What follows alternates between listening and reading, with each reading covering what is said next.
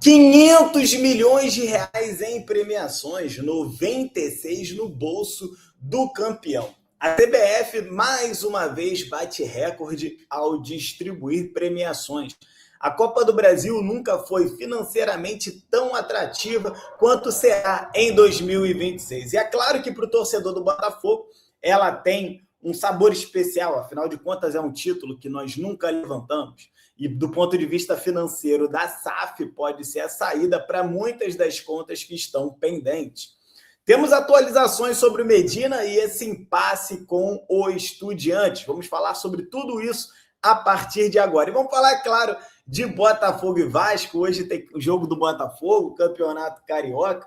O Botafogo já se conhece o seu adversário, será o Flamengo nas quartas de final. Tem bastante coisa, tem Luiz Felipe, treinador do Flamengo, na coletiva do Flamengo, elogiando a forma como o Botafogo vem jogando. Tem bastante coisa para a gente falar, portanto, vem comigo. Se você não me conhece, meu nome é Manuel Thiago, eu estou aqui todos os dias trazendo para vocês dois conteúdos, um às 8h45 da manhã e outro às 18 horas, para você poder ficar por dentro de absolutamente tudo sobre a estrela solitária, sobre o Botafogo de Futebol e Regatas. Portanto, já se inscreve aqui no canal para você não perder mais nada e você poder ficar por dentro de absolutamente tudo. Pessoal, antes de falar qualquer coisa, eu preciso trazer para vocês aqui um número que muda completamente o cenário financeiro das competições no Brasil em 2026. A CBF acaba de anunciar que a Copa do Brasil 2026 vai distribuir cerca de 500 milhões de reais em premiações para todos os clubes participantes, é claro. 500 milhões de reais, gente, isso é muito dinheiro, isso não é brincadeira não, isso foi mais do que o aporte inicial que o Textor pagou para pegar a SAF e Botafogo, lembra que eram de 400 milhões de reais? Ele ainda pagou parcelado, isso é muito dinheiro, e o mais impressionante é que o campeão vai faturar, impressionante, 96 milhões de reais, esse deve ser o último ano onde a gente fala abaixo dos 100 milhões. No ano que vem, com o reajuste do ano que vem, deve chegar a mais de 100 milhões de reais para o campeão da Copa do Brasil. É um torneio que está valorizado do ponto de vista financeiro e também que, a partir dessa temporada, a Copa do Brasil passa a dar a vaga que antes era do G6 do Campeonato Brasileiro de pré-Libertadores, a 6ª posição, para pré-Libertadores, agora vai para o vice-campeão da Copa do Brasil. Quer dizer, você pode garantir uma bolada financeiramente ao chegar na final e, com certeza, garantir o calendário de 2027 na Libertadores da América. O vice vai levar 34 milhões, então é uma diferença brutal entre o primeiro e o segundo colocado, são 62 milhões de diferença. Mas por que esse número importa tanto para o Botafogo? Porque quando a gente analisa o projeto da SAF, cada centavo de receita competitiva é fundamental para o equilíbrio financeiro do Glorioso. O Botafogo não é mais um clube que vive só de transferência e cota de televisão. A premiação esportiva se tornou um dos pilares estratégicos de administração da SAF Botafogo. E olha a engenharia da coisa. Quem chega nas oitavas garante 3 milhões, nas quartas, 4 milhões, nas semis, 9 milhões. E a final, mais 78 milhões para o campeão. Só a premiação da final. Quando a gente fala em 96, a gente fala dos 78 da final, mais todas essas fatias. Isso é quase o valor de uma contratação de peso. Tem muita contratação que já fez diferença no futebol brasileiro e que não custou esses 96 milhões de reais. Então, a Copa do Brasil deixa de ser um torneio a mais e virou uma máquina de receita que pode literalmente pagar folha salarial de meses inteiros, principalmente de equipes menores. Claro que o Botafogo hoje, operando nessa casa entre 15 e 20, 15 milhões quando a SAF está mais pobrinha, 20 milhões quando a SAF está mais capitalizada, não paga uma classificação de Copa do Brasil de quartas para semis ou de oitavas para as quartas, não paga um mês de folha, mas ajuda e alivia muito. E tem mais, a Copa do Brasil vai ter uma final única, pela primeira vez na história, né? Isso muda completamente a lógica, não tem mais aquele jogo de ida e volta, onde o time da casa tem a vantagem. É tudo num jogo único, é tudo ou nada, no estilo a Champions League faz há décadas. Eu, sinceramente, sou contra esse negócio de final única, estive em Buenos Aires, foi mágico o que vivemos no Monumental de Nunes, na Libertadores da América, mas eu acho que teria sido muito mais maneiro se tivesse sido lá e cá. É a minha opinião, quero saber a sua aqui nos comentários, beleza? Bom, dito isso, vamos falar aqui do Christian Medina, que eu sei que você quer saber dos reforços. Manel, o Botafogo saiu do transfer ban, o papai Textor voltou, pagou aí o transfer ban e agora? Já falei, falou de novo. Não tem esse negócio de papai Textor voltou. Pegou um empréstimo para pagar o transfer ban. Esse empréstimo ali na frente vai ter que ser pago, não vai ser barato, não vai ser barato. Vamos ver o que o americano vai fazer para poder se virar em relação a essa montanha de dinheiro que vai se acumulando. Fato é que o Botafogo está livre, desimpedido, desembaraçado para poder contratar jogadores, mas hoje o americano não tem bala na agulha para ir à Rússia, trazer o Wendel, trazer o Bitelo, ir à Espanha, trazer o Cúcio Hernández, aqueles jogadores que já te fizeram sonhar em outras janelas. Não será assim a janela do Botafogo. A janela do Botafogo é essa que você conhece. Ítalo, Riquelme, Djalma, Wallace, Davi, né? São esses jogadores. Poxa, Manel, então quer dizer então que já era, esse ano não vai dar nada? Não, não é bem assim. O elenco do Botafogo é um elenco forte, agora é um elenco curto, enxuto. Esses jogadores vão vir para dar aquela profundidade de elenco. É torcer demais que esses jogadores consigam se adaptar o mais rápido possível e consigam, assim como um Davi Ricardo chegou na calada da noite, tranquilo. Ninguém badalou a vinda do Davi Ricardo e quando você viu, o Davi Ricardo estava fazendo campeonato de Série A de gente grande e até sendo contratado pelo futebol italiano, no caso, o futebol russo agora, né? Então, é assim que a gente vai indo. E aí o torcedor do Botafogo está de olho no Medina e no Di Cesare, que são os nomes mais badalados, né? O volante argentino do Estudiantes estava acertado com o Botafogo, tudo certo com o staff e continua tudo certo, tá? Contrato desenhado, tá tudo certo. O staff do Medina não desistiu da contratação, ou melhor, da movimentação do seu atleta para o Botafogo. O Botafogo não desistiu da contratação do Medina, tá tudo certo. Só que aí veio o transfer ban e atrapalhou tudo, né? A janela passou e futebol você sabe que é timing, você não pode perder muito tempo. O jogador não pôde ser inscrito, né, no Botafogo por conta do transfer ban. E aí o que acontece? Segundo informação do jornalista Thiago Franklin, o Christian Medina voltou a ser integrado ao elenco do Estudiantes e está sendo relacionado para todos os jogos como titular. E lá ele deu a palavra dele, né, de que ele queria permanecer em La Plata até o meio do ano. Assim, sendo bem pragmático com vocês, o Medina ou vem agora ou vem no meio do ano, mas que o Medina virá, o Medina virá. Manel, pô, e se vier no meio do ano, vai ser muito ruim? Cara, é lógico, né? O ideal é que ele viesse agora. A gente queria ter o Medina já para pré-Libertadores, para esses dois grandes desafios. Mas se ele só vier no meio do ano, eu também não vou ficar chateado não, cara, porque é um baita de um jogador. O fato dele não vir agora no começo do ano, que ainda não é um martelo batido, a diretoria do Botafogo ainda trabalha para poder liberar o Medina de imediato, e pode ser que ela consiga, e vamos todos torcer para que a diretoria do Botafogo consiga, mas isso tudo tem a ver com o transfer ban. A gente sabe que o transfer ban causou grandes danos ao Botafogo, não tem como a gente dizer que não, né? Ou seja, o cara estava de malas prontas para o Rio de Janeiro, querendo vir para o Rio de Janeiro, mas isso mudou completamente a dinâmica da negociação. Porque uma coisa é você contratar um jogador motivado, com vontade de vestir a camisa, pronto para a guerra. Outra coisa completamente diferente é você trazer um atleta que pediu para esperar, se reconectou com o clube de origem e agora está na dúvida se vem ou não, né? Então isso mexe com a cabeça do atleta também. Do lado do Botafogo, a postura é clara. O Botafogo vai fazer a insistência na negociação imediata desse jogador e não quer esperar até julho. O Medina está muito confortável, por exemplo. Ele pode muito bem vir agora, se indispor com a galera do Estudiantes, e em função disso, se queimar na Argentina. Aí vem para cá, acontece uma tragédia numa pré-Libertadores, vou bater na madeira. Ele fica fora da Libertadores. O que o Medina pode fazer? Como a janela só fecha em março, ele pode simplesmente dar uma moral lá na Argentina, ficar mais um tempinho, esperar o Botafogo se resolver na pré-Libertadores. E quando tiver certeza da fase de grupos, ele diz que sim. Se você for parar para pensar, do ponto de vista do jogador, é muito mais interessante fazer isso do que vir correndo para o Botafogo agora. Beleza? Então, é o Botafogo colhendo aquilo que ele mesmo plantou. Essa é a realidade, né? Vamos aguardar, né? Essa que é a realidade, vamos aguardar. Vamos falar também da reestruturação da SAF Botafogo. Danilo Caixeiro é o novo COO do Botafogo.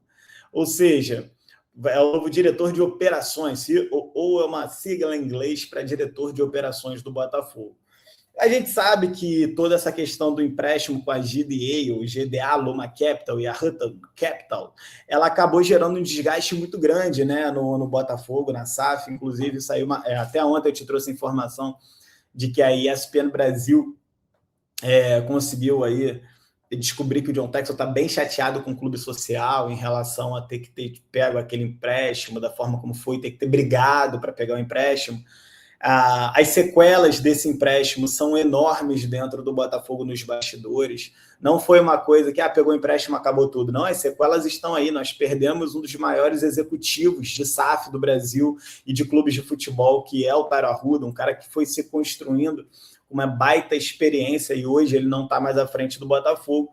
E o John Textor, com isso, ele está tentando fazer dos limões uma limonada, já que ele deixou um rastro de destruição por onde ele passou, né? Destruindo relacionamentos por onde ele passou. Agora ele está reconstruindo, afinal de contas, ele é o dono da empresa e ele tem que reconstruir tudo isso. Então, o negócio é o seguinte, cara, a saída do Tairo Arruda, do cargo de CEO, deixou um vácuo de poder dentro da SAF. Afinal de contas, quem é que manda na SAF, né? O Tairo não era apenas um executivo, ele era a ponte direta entre John Textor e a operação do Botafogo como um todo. Foi o Tairo, junto com o Danilo Caixeiro, que lá atrás, atuando como Matix Capital, que é o nome da empresa onde eles são sócios, que convenceu o Textor a investir no Glorioso. Sem o Tairo, alguém precisava assumir a posição dele de proximidade com o americano.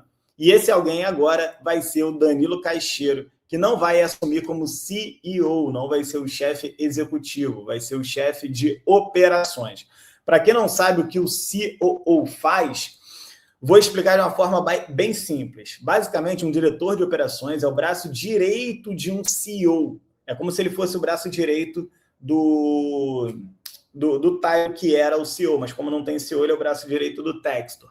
É o executivo responsável por transformar a visão estratégica em execução prática no dia a dia. Ele se reporta diretamente ao CEO, ou no caso do Botafogo, ao John Textor, e coordena toda a máquina operacional do clube, desde a logística até a gestão das pessoas, passando por relações com fornecedores, parceiros comerciais, a própria dinâmica interna da SAF. Danilo Caixeiro já era vice-presidente executivo da Eagle Football, então ele conhece a estrutura global do Textor como poucos, e ele sabe como funciona Lyon, sabe como funciona Molenbeek, como funciona o ecossistema do multiclube. Essa experiência dele vai ser vital para manter o Botafogo alinhado com a estratégia continental da Eagle. Mas aqui vem o detalhe que eu acho mais relevante dessa notícia. Segundo o GE, o Textor planeja ter mais diretores no dia a dia do Botafogo. Isso é um sinal fortíssimo de profissionalização. Lógico, desde que o Textor deixe os diretores trabalharem, né? Se for para o Textor continuar empilhando diretores na SAF, para que eles sejam uma espécie de rainhas da Inglaterra, que não mandem absolutamente nada, só façam o que o Textor manda, aí não tem profissionalismo nenhum. Agora, se o Textor der autonomia funcional para que essas pessoas possam tomar decisões, aí sim fica bem interessante. Desde que o Textor assumiu, sempre houve uma crítica legítima de que a estrutura da gestão era enxuta demais. Poucas cabeças pensando, muita sobrecarga nos executivos que ali estavam. Com a saída do Tairo Arruda, em vez de simplesmente substituir um nome por outro, o Textor quer ampliar a base de gestão, que é mais gente qualificada tomando decisões, dividindo responsabilidades e trazendo a expertise de mercado. E é isso exatamente o que uma SAF madura precisa. Não depender de uma ou duas pessoas, mas ter uma estrutura robusta que funcione independentemente de quem esteja no cargo. Beleza? Então vamos aguardar e ver que bicho que vai dar. Seria bem-vindo à estrutura da Botafogo SAF, Danilo Cacheiro. Não tenho dúvida de que vai dar muito certo. É um homem muito competente, também não tenho nenhuma dúvida quanto a isso. Eu gostaria mesmo que o Tairo tivesse ficado, mas já que não ficou, é como eu acabei de falar para vocês. O Botafogo segue, o Botafogo é maior do que qualquer pessoa, maior do que qualquer personagem. Se fosse o Textor saindo, o Botafogo ia seguir da mesma forma, entendeu? Essa que é a verdade. Vamos lá, Botafogo vai enfrentar o Flamengo nas quartas de final do Campeonato Carioca. A definição aconteceu depois do jogo de sábado, que aconteceu pela Taça Guanabara, onde o Flamengo sapecou aí o Sampaio Corrêa, salvo engano, por 7-1. Independente do resultado, em São Januário, o Botafogo termina o Grupo B na liderança e pega o Flamengo, quarto colocado da chave, com apenas 7 pontos. É um clássico que já tem data marcada. Esse jogo vai ser no dia 15 de fevereiro, daqui a uma semana, no estádio Newton Santos, em jogo único. Se empatar, vai para as penalidades, o regulamento, e pelo regulamento a torcida é dividida, 50% para cada lado. Teremos 50% de flamenguistas dentro do Newton Santos. Mas antes de qualquer empolgação, preciso te trazer o contexto estratégico dessas quartas de final, porque 3 dias depois do clássico contra o Flamengo, no dia 18, o Botafogo estreia na pré-Libertadores contra o Nacional Potosí da Bolívia. E no dia seguinte, dia 19 de fevereiro, o Flamengo enfrenta o Lanús na Argentina pela final da Recopa Sul-Americana.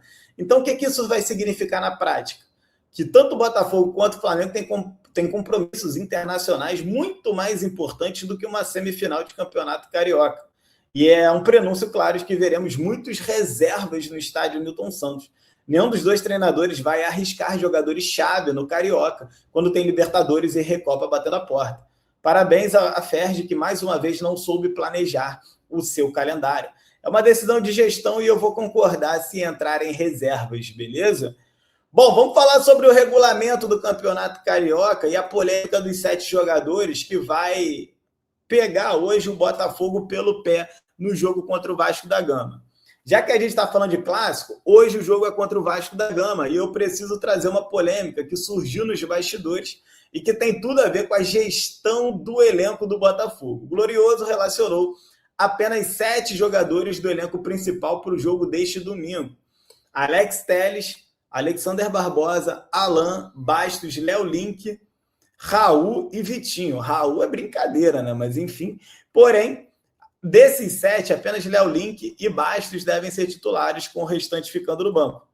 Segundo a Federação do Estado do Rio de Janeiro, em contato com a imprensa, isso não é suficiente para cumprir o regulamento do Campeonato Carioca. A recomendação da Ferdi é que, a partir da terceira rodada, os times se apresentem com uma equipe formada por, no mínimo, 7 atletas principais, reconhecidos e sabidamente titulares do elenco. E a palavra-chave aqui é sabidamente titulares. Não basta relacionar 7 nomes do elenco profissional se a maioria vai ficar no banco. A Ferdi quer ver esses jogadores em campo, não na reserva. E a punição é pesada, perda de cota de TV ou multa. Então, estamos falando de uma questão que pode impactar diretamente na receita do clube, da SAF, que já está muito ruim, diga-se de passagem. No momento em que cada real importa para o equilíbrio financeiro da SAF, perder a cota da TV por uma questão regulamentar seria um tiro no pé. Agora, ao mesmo tempo, botar jogadores titulares para enfrentar o Vasco num jogo que não vale nada é outro tiro no pé. Então, assim, dane-se a cota de TV, que é baixíssima no Carioca, beleza? Vasco e Botafogo, vamos falar um pouquinho do campo e bola, né? Falando sobre o clássico em si, o jogo vai ser esse domingo, às 18 horas, em São Januário, última rodada da Taça Guanabara. Para o Botafogo, eu já disse que é um jogo sem pretensões classificatórias, já tinha sido assim contra o Fluminense. O Glorioso já está na liderança do Grupo B e já sabe que pega o Flamengo nas quartas de final. Para o Vasco, a vitória é completamente diferente. O time do Fernando Diniz só tem 2 vitórias em 2026 e precisa do resultado. Se empatar ou perder para o Botafogo, o Vasco vai encarar o Fluminense nas quartas, o que encurta o caminho dele, porque provavelmente hoje o Fluminense é um time melhor do que o Vasco. Um Fla-Flu de eliminação direta é tudo o que o Vasco não deseja nesse momento. Mas se vencer o Glorioso, o Vasco pega o Volta Redonda, garantindo mais uma data ali na final. E que, para as pretensões da temporada do Vasco, realmente ganhar o Carioca para o Vasco é uma coisa relevante. Então, olha a dinâmica desse clássico. De um lado, o Botafogo relaxado, com o time totalmente sub-20, preservando o time titular, enquanto do outro lado o Vasco entra desesperado, precisando da vitória, para escolher um caminho mais fácil nas quartas de final. Essa é a diferença da motivação, pode ser perigosa, obviamente, né? A gente vai ter um Vasco, sem dúvida nenhuma, muito motivado a ganhar do Botafogo, um Vasco que vai entrar como o Fluminense entrou contra o Botafogo, querendo muito mais a vitória. Times que entram sem pressão, às vezes jogam solto e surpreendem, é o que pode acontecer com o Botafogo. Mas também podem cair na armadilha de não ter intensidade, entrosamento, né? Então, assim, é bem provável que a gente vai ver um jogo bem complicado para o Botafogo mais tarde. O Botafogo deve ir a campo com o Léo Link no gol, Bastos na zaga. Manel, mas o Bastos na zaga, sim, ele está ganhando ritmo de jogo, estão fazendo um trabalho muito legal de controle de carga com ele. Se a fisiologia libera, vamos dar ritmo de jogo para o Bastos. E o Bastos na zaga, né? Então, Léo Link no gol, Bastos na zaga. O resto é todo sub-20. Vai ser Cauã Branco, Justino, Cadu, Marquinho, Bernardo Valim, Gabriel Abdias, Caio Vale, Cadir e Cauã Toledo. É praticamente um jogo de copinha para o Botafogo. Então, o que precisa acontecer? Esse time precisa ser guerreiro dentro de campo, segurar o placar, até que no segundo tempo ele coloque 3, 4 titulares ali para ver o que acontece. É um jogo que, se o Botafogo conseguir ganhar do titular do Vasco com seu sub-20, ó, é de tirar o chapéu para a meninada do Botafogo. Me conta aí qual é a tua expectativa para essa partida entre Botafogo e Vasco. Um grande abraço para vocês que ficam e fui!